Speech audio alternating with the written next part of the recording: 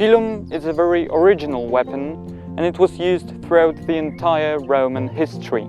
It's a javelin and it was meant to be thrown. Now, there were many kinds of pila.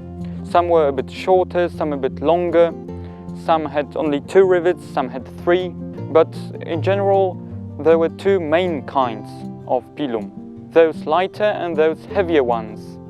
This one I have here is a lighter type. Those heavier ones you could usually spot by a small ball around here. Now, the lighter it is, the more range you have, but with the weight you gain more impact. Historians argue whether Roman legionaries carried 2 pila or only one of them. My best guess would be that if the situation called for it, they could have 2, but normally they would probably go with just 1 pilum. Now, an interesting part of the pilum is this long and thin metal shaft. Thanks to this shaft and the tip, pilum was such an effective weapon. First of all, the tip. It is very narrow and quite pointy, so that means that the wounds might not have been so devastating, but it was excellent for penetrating shields and mail armor. Now imagine that someone is throwing a pilum at you.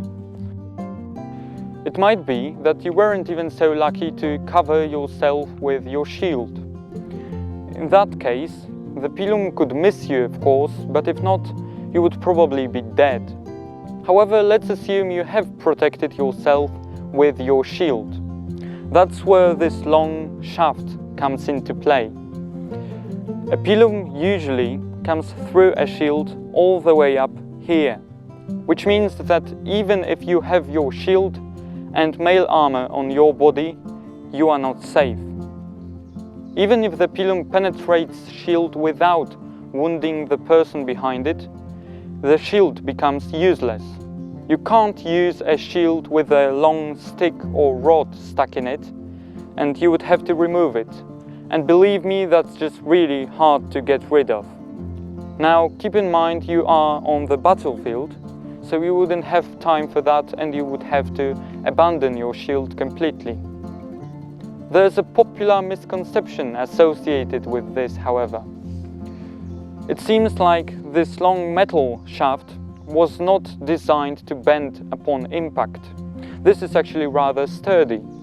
It did bend sometimes when trying to remove it from the shield, but it was always accidental, it wasn't a deliberate purpose. Now finally, Romans did use pilum sometimes as a spear, so handheld, but it was quite rare and in very unusual situations. Interestingly enough, apart from the metal shaft and the wooden part of the pilum, there's another intriguing feature of this javelin. It's the metal tip at the end of the pilum. This served a very simple purpose. If you are standing in a formation and waiting for the battle, you can just simply drive the pilum into the ground and later pull it out when needed.